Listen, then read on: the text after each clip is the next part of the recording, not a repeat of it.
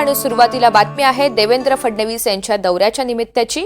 महाराष्ट्राचे मुख्यमंत्री देवेंद्र फडणवीस हे आज धाराशिव जिल्ह्याच्या दौऱ्यावर आहेत। तुळजापूर इथे आई तुळजाभवानी देवीचं ते दर्शन घेणार आहेत।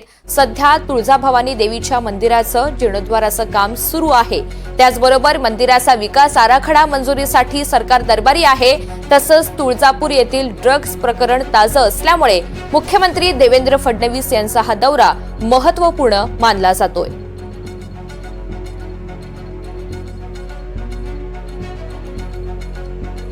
तर पंढरपुरातून या सगळ्याचा आढावा घेतलेला आहे आमचे प्रतिनिधी संकेत कुलकर्णी यांनी। आपण पाहूयात।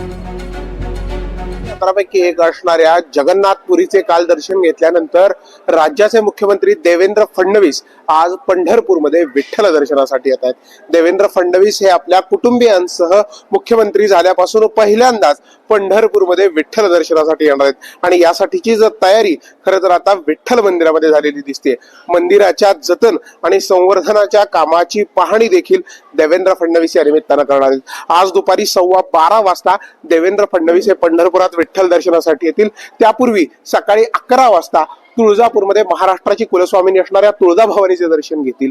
दुपारी पंढरपूरचे दर्शन होईल। यानंतर पंढरपूर तीर्थक्षेत्र विकास आराखडा आणि प्रस्तावित देवेंद्र फडणवीसांचा ड्रीम प्रोजेक्ट असणाऱ्या कॉरिडॉरचे सादरीकरणही पंढरपुरात जिल्हाधिकाऱ्यांकडून होणार आहे। त्यामुळे पंढरपूर आणि तीर्थक्षेत्र विकासाच्या दृष्टीने फडणवीस आज नक्की कोणते निर्णय घेणार, या आजच्या त्यांच्या देवदर्शनामध्ये फडणवीस नक्की काय साध्य करणार याकडे तर त्यांचं लक्ष लागून राहिलेलं आहे। पंढरपूरच्या दौऱ्यानंतर देवेंद्र फडणवीस नीरा नरसिंहपूर येथे त्यांचं कुलदैवत असणाऱ्या नरसिंहाच्या देखील दर्शनाला जाणार आहेत। त्यामुळे एकंदर आज दिवसभरात देवेंद्र फडणवीसांचा देवदर्शनाचा दौरा हा असणार आहे आणि या निमित्तानेच आता पंढरपूरसह सर्वत्र फडणवीसांच्या दौऱ्याची तयारी सुरू होताना दिसते।